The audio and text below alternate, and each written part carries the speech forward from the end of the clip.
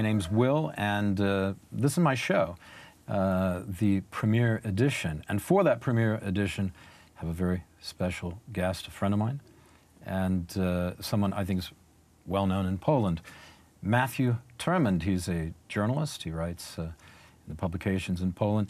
He's also a political activist in the United States, and we're going to talk to him about his life and how he got where he is, and something about, well, one of his famous relatives. Matthew, welcome to the show. Great to be here. PolandDaily.com. I'm honored to be the first guest at what will no doubt be maybe the longest-running interview show in Polish history, starting now. We can only hope for that. The next 40 years, it'll get RP 4, 5, 6. It's going to be great. Well, we shall see, and it's good to see you. Now, we've known each other a few years now. We have. Yeah. Time flies. Yeah, that's right. And it you seems look the like, same, by the way. Thank you. I'm aging, but you're aging, but not gracefully. I've been to the clinic. Yeah. I go to the same clinic as Mick Jagger and Keith Richard. Get my blood changed.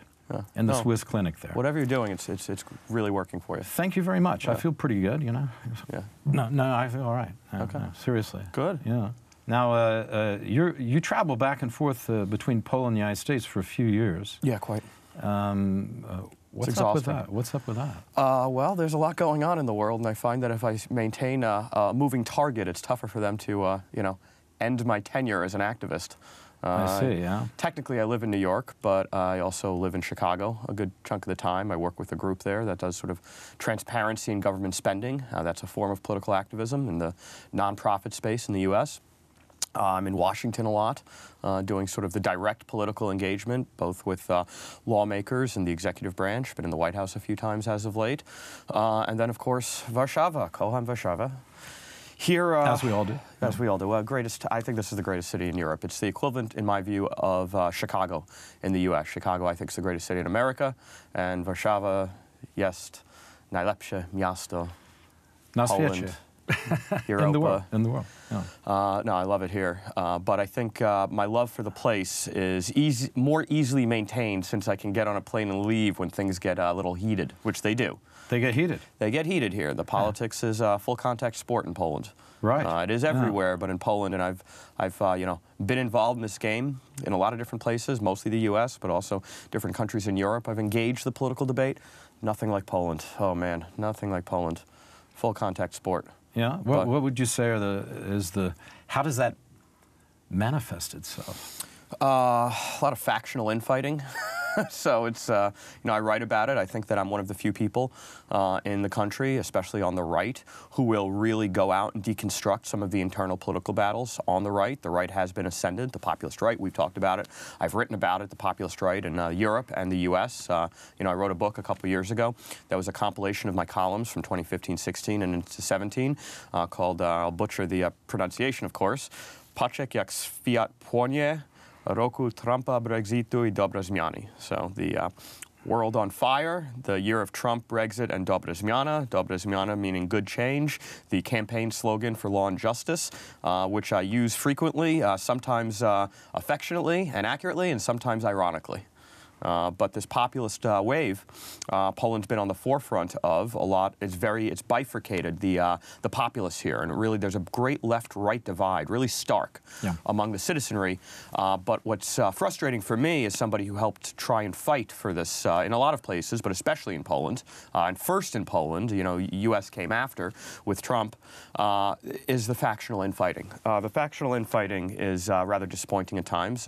People who read my column, I have a weekly column with Marcin Makowski, one of the great journalists in Poland of this age. Very, very rational, balanced, centrist guy. On the right, certainly, but not dogmatic, not intractable. Really does have a lot of a good sensibility about him. And we have a joint column that we do every week called Zły Tyrmand. Which means evil Matthew. Bad, evil. Bad Matthew, okay.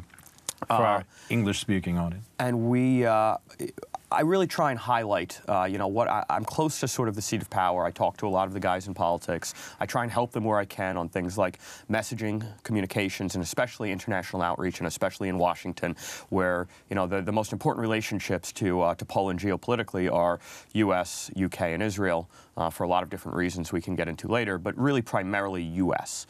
For you know, trade, for defense and security, for transfer, given the amount of you know, international Polonia, so much of it is based in the U.S. and Poles worldwide, Polonia, this idea of Polonia with this mass diaspora of 20 million Poles outside of Poland, many in the U.K., but over the generations, really a lot in the U.S. But they're deeply engaged, which is wonderful. Not always helpful, because there's a lot of factional infighting within Polonia as well in the U.S. There's a lot of anger and at times fanaticism. If anybody doubts that, please check my Twitter. The attacks on me usually come from Polonia. I'm not far right enough. I'm too far right, blah, blah, blah. I'm not embracing their line, blah, blah, blah. But the infighting that I highlight in my column on a weekly basis, I believe that there are very few who really will describe and deconstruct the truth. At least from my perception, the way I do. I think usually it's much more driven by agenda, and I think that's a problem in Polish journalism as a whole. Agenda in what way, would you say? Us versus them. Yeah. Okay. You know, left, Okay. right. There's not enough even-handedness. Yeah, there's not a lot. I mean, Yeah. and this is something we've talked about in the past, you and I, about the breakdown of journalism, where it's become political activism. There's not a lot of, you know, Nellie Bly's and Jacob Reese's and Upton Sinclair's. There's a lot more. Upton Sinclair, one of my favorites. Great, absolutely great. There's a lot more. The Jungle. There's a lot more, you know, CNN, BBC. Ann Applebaum, Washington Post, political activism in journalism. You know, let's sell a line, let's sell a narrative, let's go to war with the other side, not report without bias what's really going on. And in Poland, yeah, I see that on the right as well. I'm glad to hear you say that. Some people might say that you're not that way, but I know you to be that way. Oh, I mean, look, I've gone after people inside this ruling party and coalition for what I believe is malfeasance. The Justice Minister, Zbigniew Ziobro, is one of my bête noirs. I wrote about in the Jerusalem Post, and people were pissed off in the Polish right, that I highlighted, quote unquote, the dirty laundry of the Polish right when they launched this Holocaust, the EPN Ustawa, the bill criminalizing speech over certain historical issues. Are you talking about the bill in January? Jewish question having to do with the Jewish Holocaust? Question, you don't want to phrase it that way. Having to do with the Holocaust. Yes. It's not a question. Yeah. It's a statement. Well, in the Jerusalem Post, I wrote that this was an internal attack by the Justice Minister to destabilize the newly elevated Prime Minister, who I have a lot of loyalty to because I believe in his integrity, his intelligence, his vision, his competence. And it was a destabilizing internal attack to hurt him, with the hopes of unseating him, because the previous Prime Minister, Beata Szydło, was well aligned with this faction within the Polish right. So I call this out internationally and in my column, and this does piss off a lot of people within the higher echelons of the Polish right, because they view it as an airing of dirty laundry. But I don't work for them. I don't even work for Dojeci. You know, my column is gratis. I want to spread ideas. I'm an armchair editorialist. My view is to fight in the battle of ideas, to get my version of truth out there and hopefully convince other people that my version of truth is correct, and that I may have some a good prognosis and diagnosis, and then a good ideas on how to solve the problems that are plaguing us politically, societally, economically, which is really what do you think some of those problems are? Because Poland's doing very well economically right now. It is. For example? Certainly. Well, I think, and I write about this a lot, I think that Poland has a horrible foreign service. I'm no fan of foreign services anywhere. You usually get the most... Good Lord, you're a firebrand. You think? Well, I don't like careerists who, especially in a setting like Poland, where we had this transition from communism to post-communism, to then turfing out some of the corrupt elements of post-communism, and then you've got a foreign service that's been somewhat stagnant, and I call them ossified barnacles. They're there forever, and no matter where the turnover is, they have no real political allegiance except to their own status quo. But isn't this true everywhere in the foreign service? Doesn't it kind of run on its own? And that's why... State Department in the U.S., for example. Absolutely. And the Foreign Service in Britain. Absolutely. Britain is a little bit different. Hungary's rather interesting, and we talk about that. I think Hungarian diplomacy, they play the game quite well. But, you know, in the U.S. it is absolutely horrible. It's the overeducated technocratic elite. And here as well, I would say they're not overeducated, but they're a would-be technocratic elite. You know, even as the Poland moved to the right, very much with a mandate to go to battle over sovereignty with Brussels, the Foreign Service believes in Brussels. This is a great example is Vernetska, who is the representative to the UN in New York, an Arabist, was not too happy to stand in abstention of the Jerusalem move of the embassy, and even was going to attempt, from my intel, to throw a vote in with the mainstream left of Europe. Well, that's not the mandate of the new government. It's not what the philosophy of the new Polish right, the ascendant Polish right, is. But she was willing to buck that for her own political agenda and her own political proclivities. She led a moment of silence. Well, that's politics, isn't it? Well, but politics, she serves at the pleasure of the government. And I see this a lot in the Foreign Service. Chapotovich, same thing. Been there. But they're still political animals. I mean, the Foreign Service. No, they're Foreign Service animals. They're not following the politics, like moving, shifting with the zeitgeist of the political time. Poland's moved to the right, focused on this issue of nation-state sovereignty, and you still have a Foreign Service that's undermining a lot of the goals politically and diplomatically of the elected government and leadership of this government. And that how do you see those goals? I see those goals. How do you interpret those goals? Really fighting for sovereignty. And here we have an issue. Sovereignty within the EU. Within the EU and internationally. Yeah. Poland is a sovereign nation state. It was a lot of blood, sweat, and tears to get that sovereignty back. First after partition, 100 years ago, we're celebrating. Well, we're in the 100 years. We're in the 100 years. Anniversary and then, now. You know, a brief period of Poland flourishing under freedom. And then 1939 to 44, 45 in Yalta, and then until 1989. And then because of the lack of lustration and something I've talked about in depth, the dirty transition that occurred where there was no transparency, where there was no holding to account of those that perpetrated so much evil against their fellow Pole as apparatchiks of the Soviet regime. They just seamlessly flowed into other positions of power and wealth, and that is problematic. It's only now in recent years that this government is coming to grips with this. I'm starting to hear your father coming out. Well, this is, you know, he would How have much of an influence was he? Oh, absolutely. A huge influence. A huge influence. You know, How was that? Well, I got to know him through his writing. I got to know him through his ideas. I didn't know him as a person. He died when I was 4. Excellent segue, by the way. Was it getting too politically hyperbolic? You want more episodes? No, but we could go on endlessly about a lot of things. About a lot of things, but coffee break. The Foreign Office and we'll come back to this because we'll talk about. But I want to bring in. It's your show. I'm just a guest. No, come on. I want to. I want to come back into the connection between the United States and Poland and your ideas. And I think your father plays a large part in. Absolutely. Because you've been called a political gadfly and all kinds of other names, much worse than that. But wasn't your father a bit of a? He was a thorn in the side of the government here. Well, I mean, it's funny because he wrote his diary in 1954. It wasn't published till 1980. Yeah. And he named names. He bashed the hell out of the apparatchiks who were still around in 1980. If it wasn't them, it was people close to them. I did give a speech where I said this passage, this sort of little street by Plac Czerkszy, which was the center of my father's physical life for so long in Warszawa. Yeah. He lived in Imka and Konopnickie. There's a plaque there where he wrote the diary, where he wrote Zły. But wasn't he living in a closet, a broom closet? In the YMCA or something? Yeah, Imka, YMCA on Konopnickie. The YMCA. Imka, yeah, YMCA. Yeah, and he had a tiny room. Like a broom closet. I've been there when I first came to Poland. My first trip to Poland, I was able to sort of sneak in under the guise of being a journalist to see the room he lived in. It was actually a rather sobering experience. As a writer, I really appreciate that story. And we have to bring you to this room sometime. It's really sobering. His focus on being able to produce what he produced during those times, and under the most stringent circumstances. I mean, sometimes he probably didn't know where his next crust was coming from. Well, he didn't. In the diary, you read that he was living off the kindness of his. Well, it's now in English. So I can. So Northwestern University just published. I'll give you a copy. For me, that was a very powerful book because I was at the same.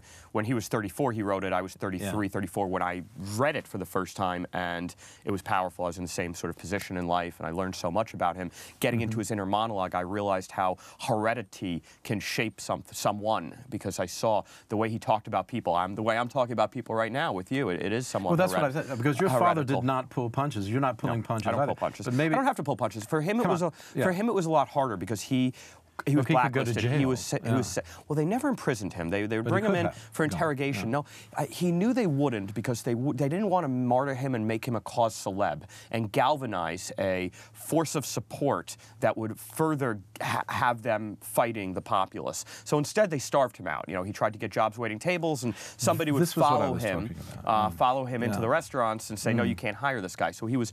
They tried to starve him out, and he was living off the kindness of his friends, people like Zbigniew Herbert and Stefan Kieślowski, that you read about in the diary. Zbigniew Herbert, the great Kieślowski, great editor of Prost in the 80s, 70s, late 70s, early 80s. A paper we've both written for, which always gives me some pride, given that connection. I wrote about Hollywood for Prost. I wrote about Polish media narratives. Shocker. And then you read about this sort of low of the low. So for him, it was a huge risk and huge physical ramifications to his existence. It was existential, but he could not fight. He had to be intractable in his views. For me, it's not as big a risk. I left Wall Street. I've done okay. I've got the freedom and independence. Hell, I can come here and, you know, things get a little bit too heated. I hop on a plane and go back to New York, Chicago, or Washington. And then I'm in a position where I do defend this government a lot in Washington. I get very good meetings with people on the Hill, with people in the White House. I had a few meetings. For example? Well, I formally advised Anna Maria Anders, the senator from Podlasie and Łomża and Suwałki and Elk, and this is the most strategically important region militarily for U.S. strategic interests, given its positioning between Kaliningrad and Belarus. And who is she? And she is also the daughter of Władysław Anders, and she is a British-born. Her father was in exile after the war. And who was her father? Władysław Anders, one of the great Polish military heroes, and probably, along with General Sikorski, one of the two great Polish military leaders during this period. Anders' army, you know, marched Poles out of Siberia through Persia to a stand in Monte Cassino, Italy, which against insurmountable odds, he led them to victory against Axis forces. Really incredible story. So she's got this military family history. She's also a U.S. citizen who's... Well, the story of Monte Cassino is that they weren't able to break the Germans. They kept going at them and going at them. Polish indomitable will. Said, no, we're going to do this. And it's one of the great stories. And if you see the setting there, the cliffs they had to scale to get to the strategic position of the Axis forces and break through them, it's magical. It's you know, there's a divine providential component that I think a lot of us believe in some of these historic battles against insurmountable odds. But she also is an American citizen, a British citizen, a Polish citizen. So she has a very interesting crossroad of citizenry that gives her an interesting perspective that is very well appreciated on the Hill. Her son is career U.S. military. He's a Green Beret, Special Forces. Her husband was career U.S. military. So she really understands a lot of these components, and she represents in the Senate this very important strategic region that a lot of lawmakers in the U.S., the executive branch, have real strong interest in.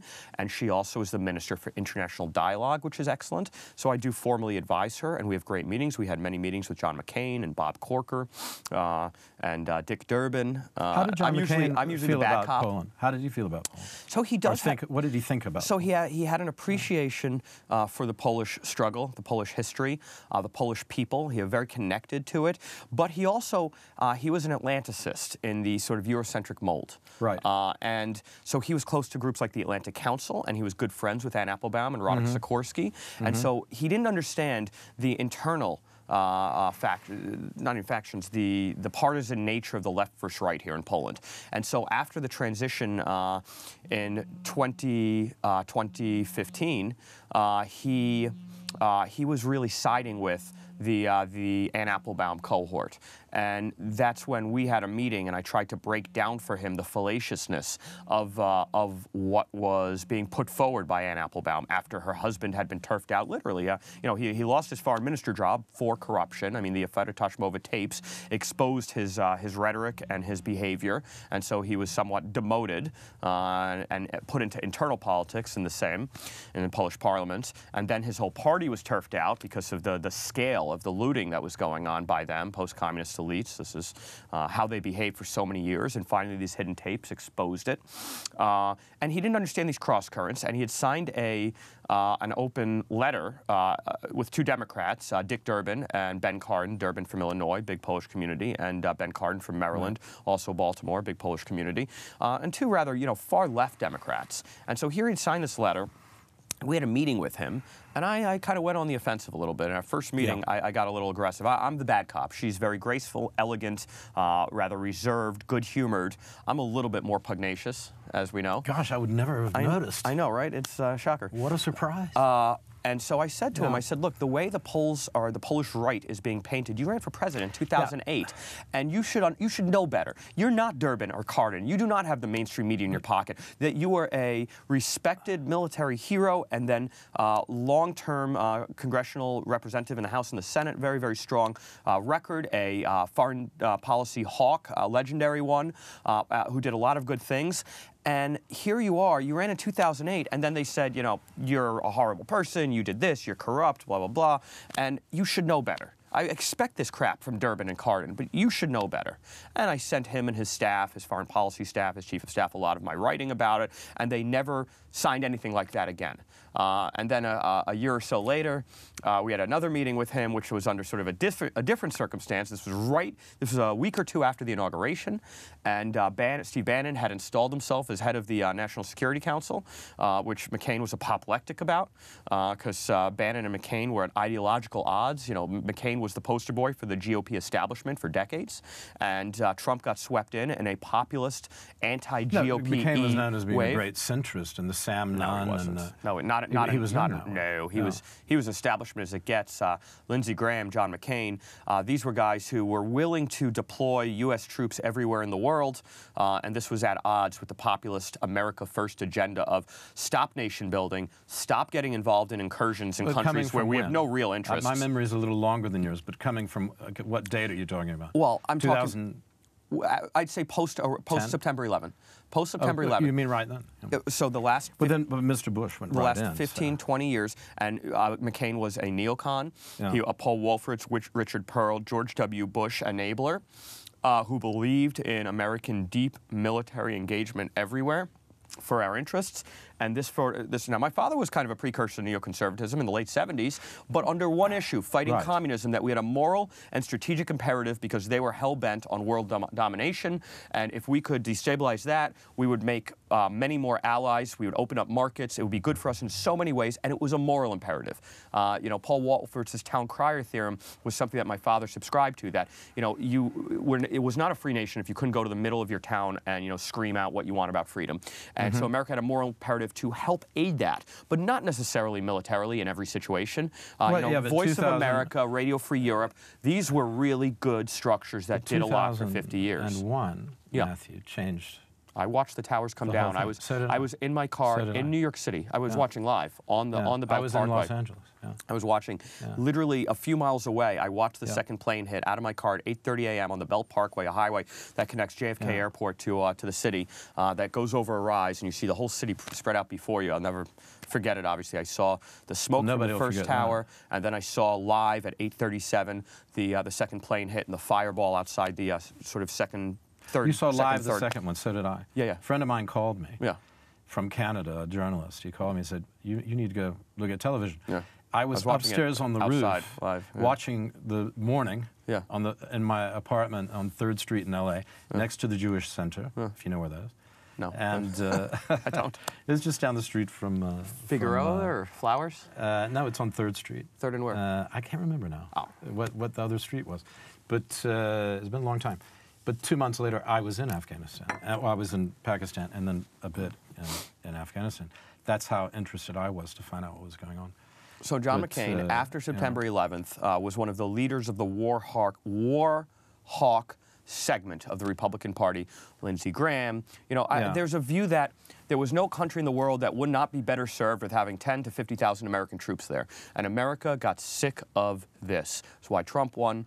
It's actually why Obama won to some degree. And much like LBJ, the transition LBJ to then, the Nixon years, it was Nixon who drew down Vietnam, but there were so many promises of, okay, we're going to leave Vietnam, and then we kept adding troops. Yeah. And this is what happened, even with Obama, the surge under Petraeus. They went into Cambodia and other places too, which required more troops. But John McCain, he was a leader of this segment that Bannon was at odds with, and Bannon goes in and installs himself as the head of the NSC, and Anna Maria Anders and I had a meeting with John McCain a week or so, that week, at the end of that week after he'd done it, and McCain was saying, well, now all deals may be off. We don't know what he's going to do. This guy's a maniac. This guy's a nut job. He's, he was spouting, narratives from the mainstream media without ever having met the guy.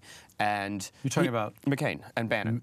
And McCain, he was talking about Bannon. Yeah, McCain was talking about Bannon. Right. And McCain, he had never met him. And Anna Maria, I'd been writing for Breitbart under Bannon for a couple of years at that point, writing about Central Europe and Poland. Why does he get such bad press? Because he seems a very reasonable guy. He is a reasonable guy because I watched his Oxford Union speech. He won them over. And the Monk debate. In the Oxford Union. And the Monk debate as well. Yeah. He's an existential threat. So for the left, they need to deplatform existential threats. Though what he not did, only what because he the did, conservative. Traditional conservatives seem to be against Bannon to some extent, too. He even says it himself. Yeah, but that's the point, because he broke down the left-right divide. He made a new model of what the divide is: populist, globalist, populist, anti-establishment. But he's also making inroads with some of the Sanders supporters. Says he needs them, well, too. he's a brilliant political strategist. I remember when they were pushing tax reform, he wanted to take something out of the Sanders playbook and add a highest marginal rate for the wealthy that was in excess of what the current rates were. Trump was never going to do that. He's a small tax kind of guy, being, a big mogul himself who understands the power of lower taxes and the ability to create jobs and investment. But he really broke down, Trump won because he took the Ohio, Michigan, Pennsylvania, Wisconsin, for birthplace of progressivism with Fighting Bob La Follette. He took that populist left Union Rust Belt Democrat voter and made them a Trump voter under this economic nationalism theorem. This is what Reagan did too. To some degree. To some degree. But do you think he did it to more? Yeah, much more. Do you think he's holding Reagan wasn't. Yes, Reagan was not a. Look, Trump's first meeting in the White House after he's inaugurated. Right after the inauguration, he goes to the White House and he has a meeting with the union heads: Richard Trumka, AFL-CIO, AFSCME, SEIU. Brilliant move. This was pure Bannonism. Pure Bannonism.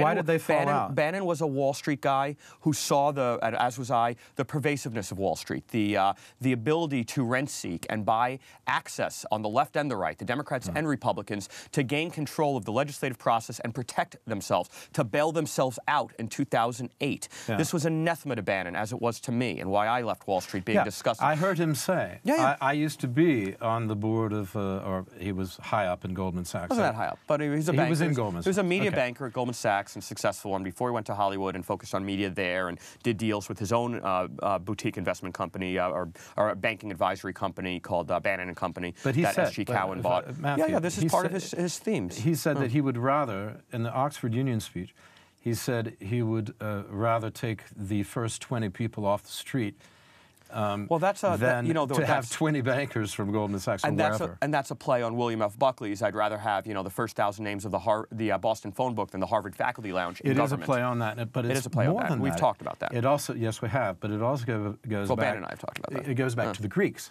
Yeah.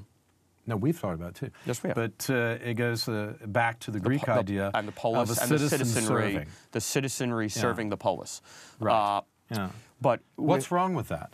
I don't think there's anything wrong with that. I'm a populist. I define myself as a it will be a long definition, but an Edmund Burkean classical liberal libertarian populist. Right. Liberal these kind of has become FDR. This is a long conversation. Badly used, I think, FDR stole as a term. liberalism from the classical liberal right and made it a leftist idea with the New Deal when he suggested that freedom is not freedom. It's not freedom to have opportunity and to be unmolested. It's freedom freedom from want. And then all things were permitted in government expansion. It was started with FDR and the New Deal, and then it was doubled down and exceeded in scale and scope with LBJ and the Great Society, with the entitlement programs of welfare and Medicare and Medicaid, that, freedom from want. They are still pushing healthcare as a human right. My own view is that healthcare is not a human right, because if it is, then the government can force doctors to practice medicine at the end of a gun. And that is not liberal. That is not a freedom orientation at all. Let's go back to Bannon and McCain for a moment. Yes, let's. Because this is pretty interesting. Okay. So I'm sitting there with Anna Marie Anders, and McCain is telling us that now, with this transition in post-inauguration in early 2017, January, February, that all deals are off. Our ability to protect the NATO peripheral border, given Trump's comments about NATO, which was brilliant gamesmanship and deal-making, threatening to break down the alliance unless people paid into it. And at that point, there are only 5 countries paying the statutory requirement of GDP. The U.S., by far the largest funder of NATO, really almost the sole funder of NATO in terms of percentage of scale. U.S., U.K., Poland was the only really country at risk, along with Estonia and Greece. Greece is not moving the needle on 2% GDP, and neither is Estonia. But Poland was committed, because for Poland is existential, sitting on the border of the NATO periphery within the context of a Soviet sphere of influence in Ukraine, potentially, and Belarus, certainly. So Poland was, UK, US, Greece, and Estonia. And now we have 8 countries going to 10, with increases strategically by the existing ones, Romania and, the Baltics. And it's actually, so brilliant gamesmanship. But McCain, who was so anti-Trump because he had become so establishmentarian in Washington for the decades he was there, very largely funded by the military-industrial complex, the United Technologies and Raytheons and Sikorsky and Bell and L3 and all of these major, Northrop Grumman, all these major military contractors being such big donors to him for so many years. He was part of this Beltway establishment that Bannon successfully went to war using Trump as his tip of the spear and winning. And McCain was apoplectic that Bannon installed himself as the head of the NSC, and he's telling Anna Maria and I, Senator Anders, that all deals are off, who knows what's going to happen, and Anna Maria looks at me and looks at him as his vein is popping, saying, oh, Matt over here knows Bannon really, really well. And McCain leans in and he says, tell me what you know. And literally his forehead vein is popping out. It was actually a very interesting moment. He was known for his temper, actually. He was quite temperamental. He had quite a big temper. And he'd never met him.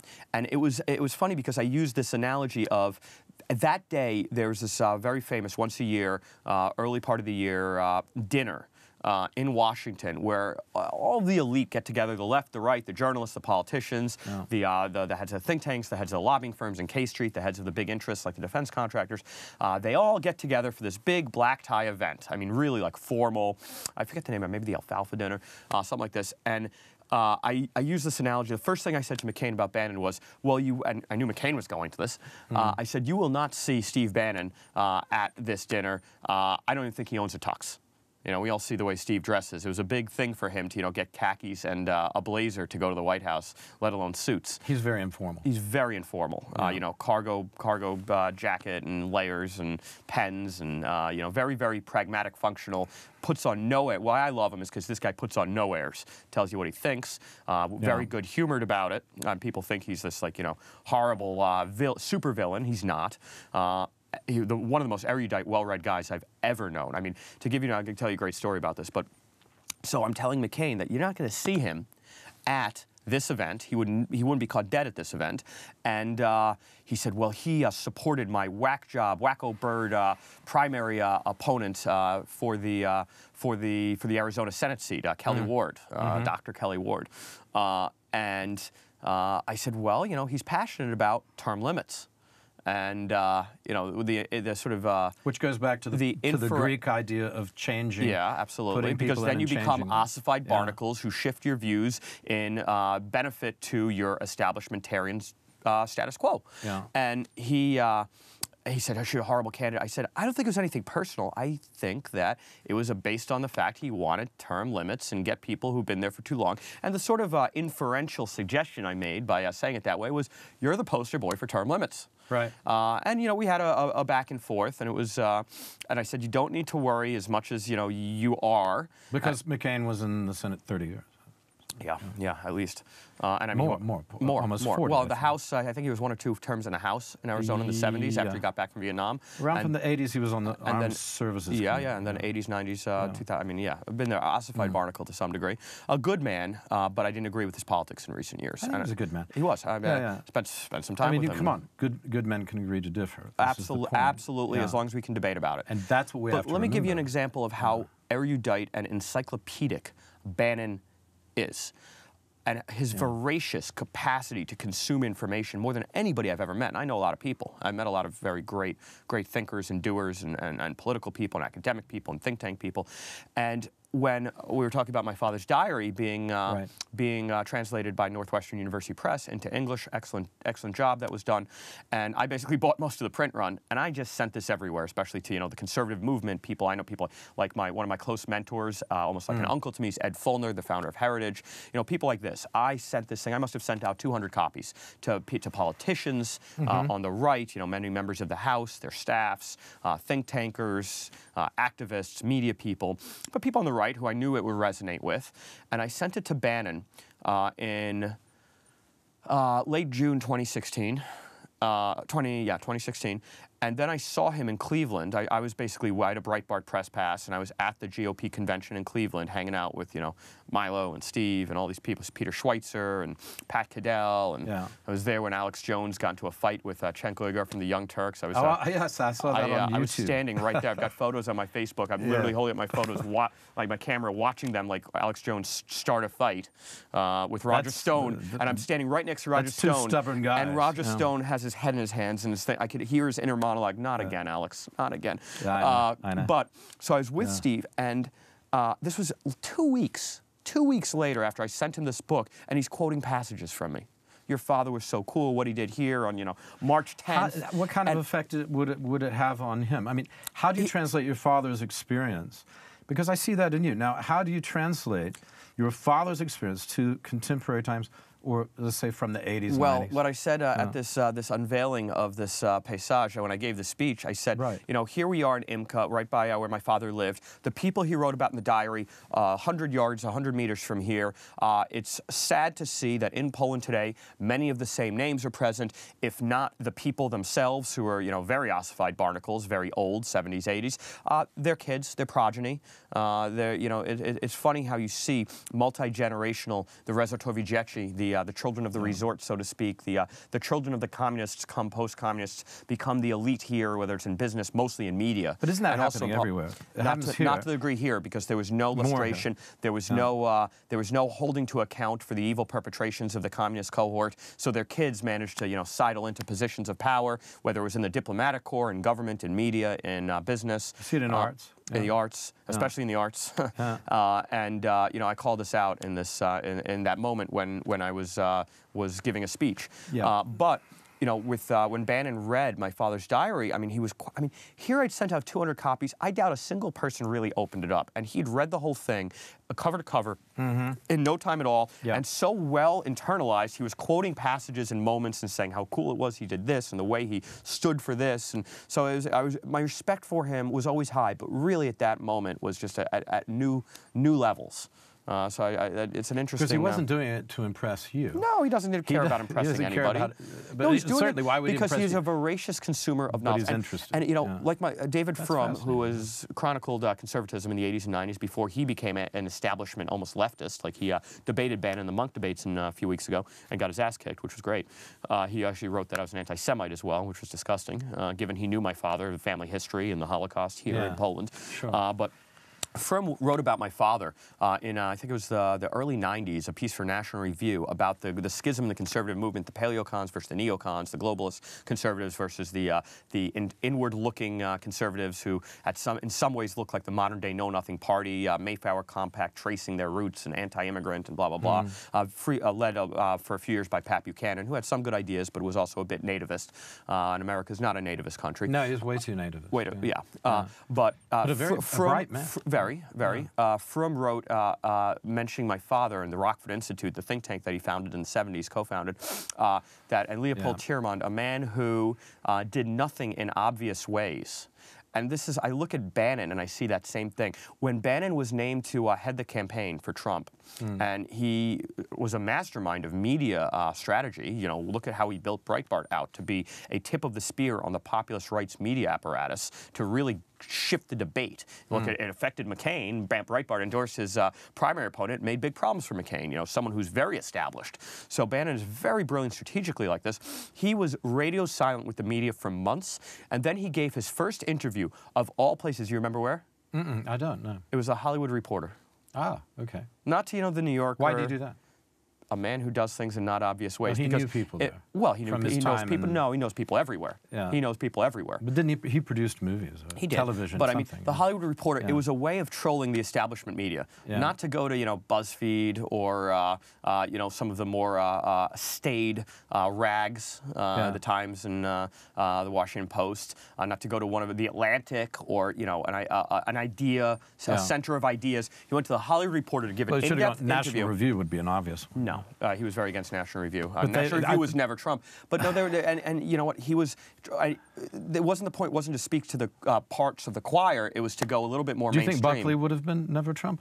No, absolutely not. I don't think so either. No, absolutely not. And I just read an amazing, on the plane ride over here, I just read a phenomenal biography of Bill Buckley by Lee Edwards, one of Ed Fulner's co-founders of Heritage, who's now who was also the founder after that of the Victims of Communism Memorial Foundation, which is doing a lot of work. Morawiecki just committed $10 million to the new Victims of Communism Memorial to get Poland a real seat at the table in the debate on communism, post-communism in Washington. Brilliant move, one of the smartest, one of the most positive things that the government's done in in spending taxpayer money through the Polish National Foundation, a whole nother discussion. But going to the Hollywood Reporter, and he said something that I found really, really, really interesting and intelligent.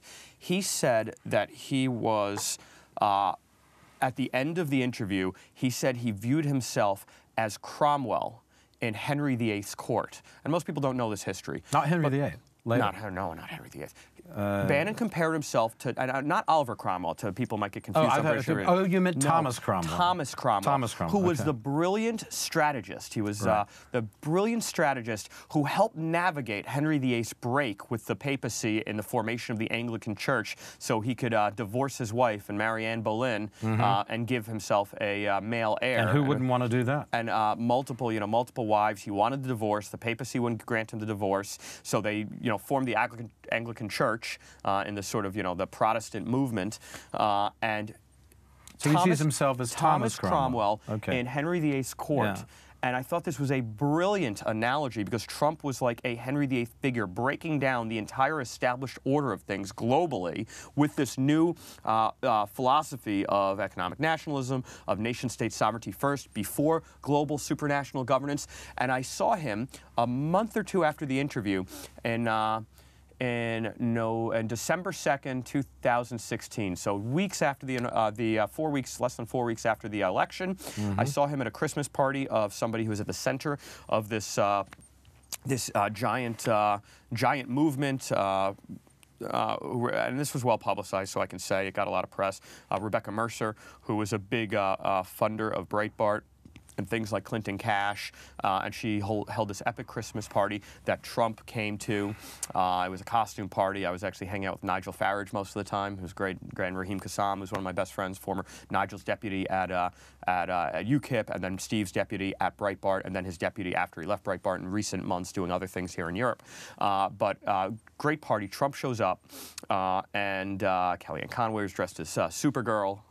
Superwoman, a famous image, and I actually spoke to Trump about Clinton Cash, how I distributed the movie here and put up billboards on July 4th. Does he know anything about Poland? Yes, a lot. But his speech was very interesting. It was. We'll get to there. Yeah. But I told him about Clinton Cash and how I basically put up billboards by the airport, by the stadium, by Jerusalemsky outside the main hotels like the Marriott, and how everybody from the world leaders had to drive by Clinton Cash billboards, including Obama and Madeleine Albright, and he agreed that it was some epic level trolling. Steve loved this too. Got it aired on TVP and here on TV Republica right ahead of the election. But I digress. You're allowed to digress. I'm good at digressions. That's what we're here for. And I spoke to Steve and I said, what was your feedback on your Thomas Cromwell illusion, and he basically said nobody got it. And I said, and I'm also somewhat of a student of history like he is, and I pride myself on being decently educated about these things. I said, you remember what happened to Thomas Cromwell, right? Didn't work out. He said he was beheaded. I said, bingo. And then a few months later, in some ways, Bannon was beheaded. So he knew what he was there for. He knew that he was... Thomas More didn't do well either. No, Thomas More was beheaded well before Cromwell. But he didn't do well under Henry VIII. And Thomas More, the debate that still exists among historians was Cromwell's role, even though they were close friends and allies for many years, in having Thomas More beheaded. You would think a guy who could write Green Sleeves would have been a little more compassionate. But they were tough times. They were tough times, and Thomas More was an intractable, dogmatic, fanatical figure. People don't realize, because utopia is such a even-handed analysis of social organization, the fallacy of utopia, but he was really a piece of work. But it was funny that Bannon compared himself to this guy who was so transformative in being the eminence grise. Well, nobody's going to get that nowadays. Well, nobody understands Who reads that. history? Well, I do. You do. I do. Steve Bannon does. History.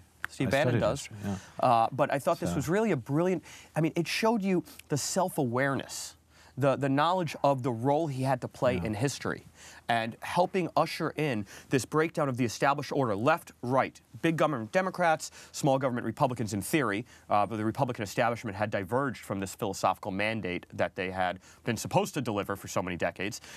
And Steve comes in with this economic nationalism, MAGA, Make America Great, nation-state sovereignty, eschewing supranational governance bodies like the UN, like the EU, like the World Health Organization, the WTO, the multilateral trade deals like NAFTA, and the what was the TTIP and the transatlantic Trans-Pacific partnerships, trade where deals, you have an elite cohort structuring deals where the biggest at the table get to determine what the junior sovereign states have to live with.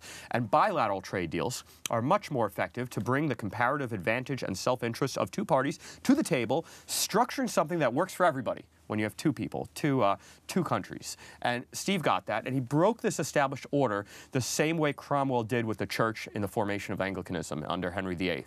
Good point to transition. There's a question. Are you transitioning? I'm going to try. Okay. And I'm telling people I'm transitioning in case they wonder what I'm doing. Gender's a social construct. They're wondering, why is he interrupting him? That was really fascinating about Thomas Cromwell. Let's see your segue. Here we go. Yeah. I didn't bring it today. I didn't write it. Yeah, but, nobody's going to get that here. I know. But that business died. A Segway is a little motorized scooter. Motorized scooter.